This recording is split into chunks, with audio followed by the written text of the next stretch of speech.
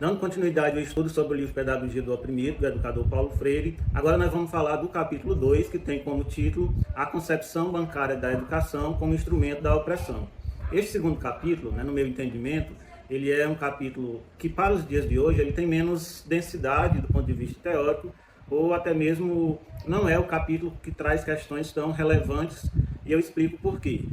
Naquele período em que o livro foi lançado, ali no final dos anos 60, início dos anos 70, a crítica ao que Paulo Freire chama de educação bancária era, digamos que algo mais uma novidade, tinha maior relevância. Após a redemocratização no Brasil, ali a partir dos final dos anos 80, de lá para cá, a crítica à educação tradicional se transformou uma constante na academia brasileira e até mesmo no senso comum da educação. Então, já não é, digamos assim, um tema tão relevante no sentido teórico, Na prática, essa crítica ainda permanece muito relevante porque nós ainda temos traços muito fortes dessa educação tradicional. Mas para a gente entender, é preciso retomar aquela ideia do primeiro capítulo. No primeiro capítulo a gente viu o que é a pedagogia do oprimido, como ela se desenvolve e quais são os pressupostos do seu desenvolvimento. E dentro daquela ideia a gente viu que um passo fundamental para a construção da pedagogia do oprimido é a compreensão do processo da contradição opressor-oprimido. Essa compreensão ela parte inicialmente da classe oprimida e para que ela aconteça, na visão de Paulo Freire, ela precisa de um processo formativo, que é aí que entra a educação de maneira mais direta, um processo formativo que revele, ou que dê condições ao oprimido de compreender concretamente o processo que lhe oprime e, a partir dessa compreensão, fazer o engajamento na transformação social.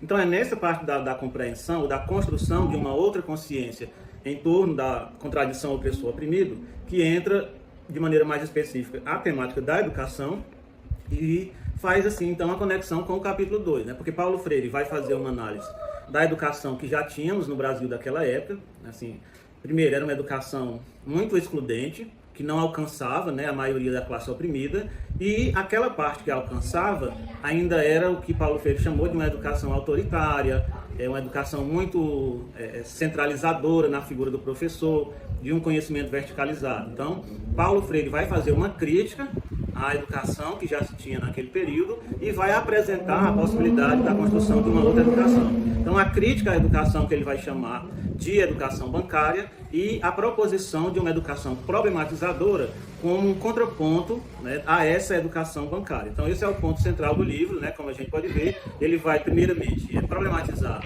a educação como instrumento a serviço da opressão, que seria a educação bancária, ou a educação a serviço da libertação, que seria a educação problematizadora ou transformadora da realidade. E um ponto que Paulo Freire vai destacar nesse capítulo é que a escolha, a concepção de educação que o educador e a educadora define para conduzir a sua prática, esse projeto pedagógico vai ter um impacto no tipo de sociedade que você vai construir. Então, esse é um ponto central.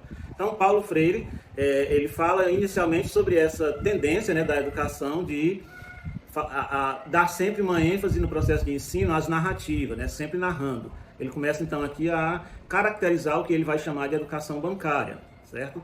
Falar essa educação que deposita, por isso que eles chamam de educação bancária, é uma educação que o educador só deposita o conhecimento de maneira nas grandes narrativas, fala de uma realidade como algo parado, estático, compartimentado e bem comportado.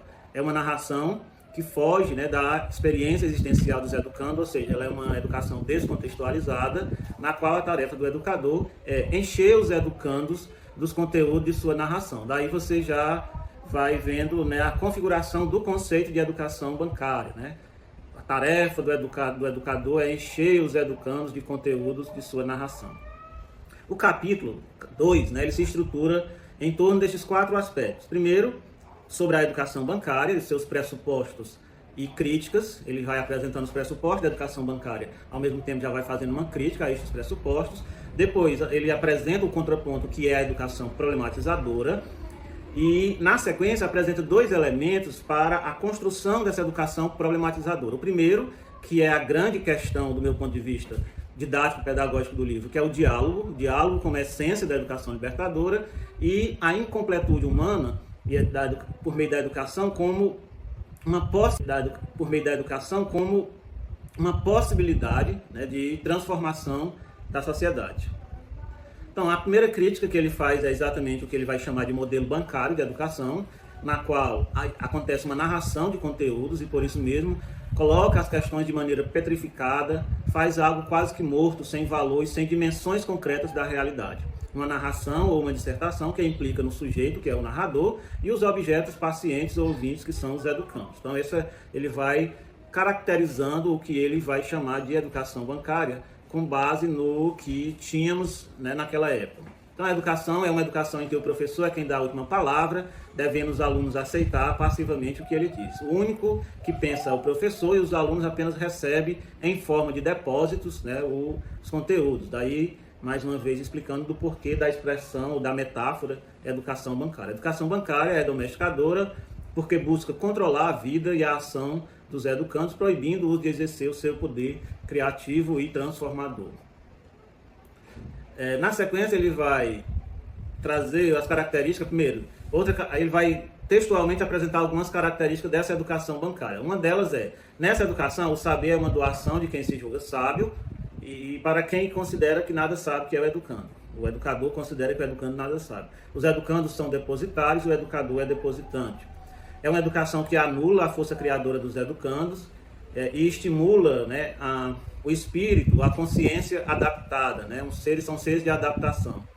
É um saber também que ele não problematiza a realidade.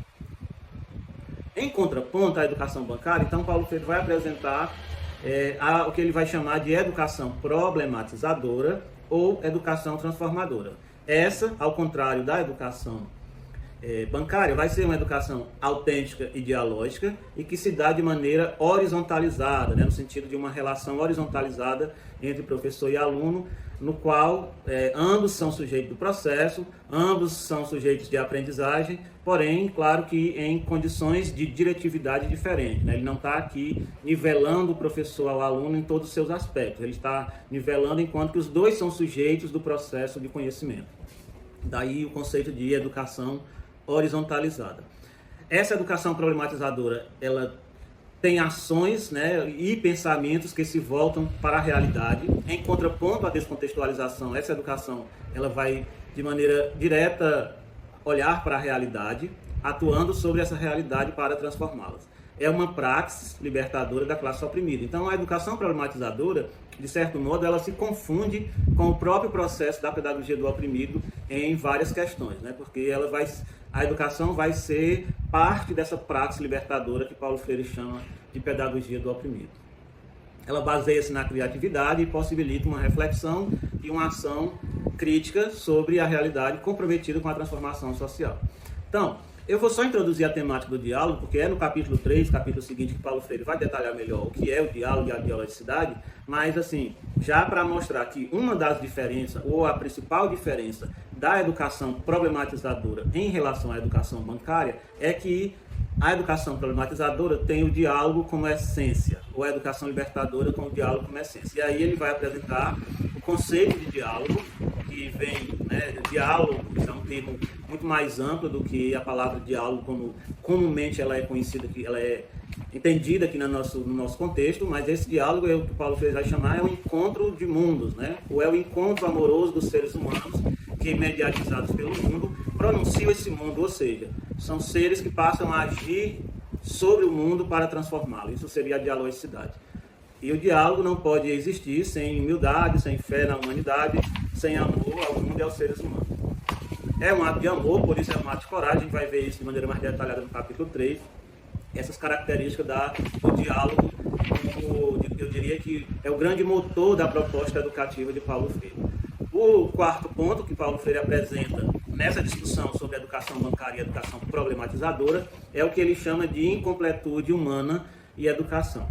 Por quê? Né? Assim, as teorias críticas elas já vinham, a crítica à educação tradicional já existia, mas sobretudo numa perspectiva mais que a gente chama de crítico reprodutivista, aquela ideia de que o Estado, né, e as suas políticas, elas nada mais eram do que um instrumento a serviço da classe dominante, né, um aparelho ideológico da classe burguesa para manter o status quo, manter a forma de funcionamento da sociedade dominante. Então, Paulo Freire vai ser, né, como a gente viu no primeiro capítulo, um autor que se insere no campo das teorias crítico-progressistas. Então, essas teorias crítico-progressistas, elas também reconhecem, fazem essa crítica à educação como um instrumento a serviço, majoritariamente, da classe dominante, porém não negam a capacidade que a educação tem de ser um instrumento a serviço da transformação dessa sociedade. E o argumento fundamental que Paulo Freire vai utilizar para acreditar em uma educação progressista é exatamente o que ele chama de a incompletude humana, né? Ou seja, a educação como prática de liberdade, ao contrário daquela que é prática de dominação, implica a negação do ser humano como objeto. Então, se o ser humano é sujeito da história, se ele tem a capacidade de construir a sua história, então ele pode construir uma outra forma de funcionamento da sociedade. E é o que ele chama de consciência do inacabamento. Essa consciência do inacabamento é própria da natureza humana, é uma consciência que torna o ser humano um ser capaz de se educar, de se comprometer com a sua própria humanização, dialogando com o que foi falado no primeiro capítulo. Então esse é o ponto que ele vai apresentar como possibilidade. Isso não é uma visão romântica nem utópica da educação, certo? Isso é uma questão objetiva, porque Paulo Freire não está negando de que a educação é um instrumento a serviço majoritariamente da classe dominante, mas aí inspirado inclusive em autores, né, como o pensador italiano Antonio Gramsci, que vai dizer o seguinte, que essa dominação, né, no campo da educação ou em outros campos, ela não é uma dominação hegemônica, né, que há aí contradições, há uma contra-hegemonia, e é a partir dessas poucas possibilidades de contra-hegemonia que se levanta a possibilidade desse inacabamento humano, de uma formação que seja capaz de educar, de formar uma consciência para que estes seres humanos se comprometam na transformação social. Então, de modo geral, o capítulo 2 é isso. Esse detalhamento da educação problematizadora, esse fundamento do diálogo, ele vai aparecer de maneira mais aprofundada.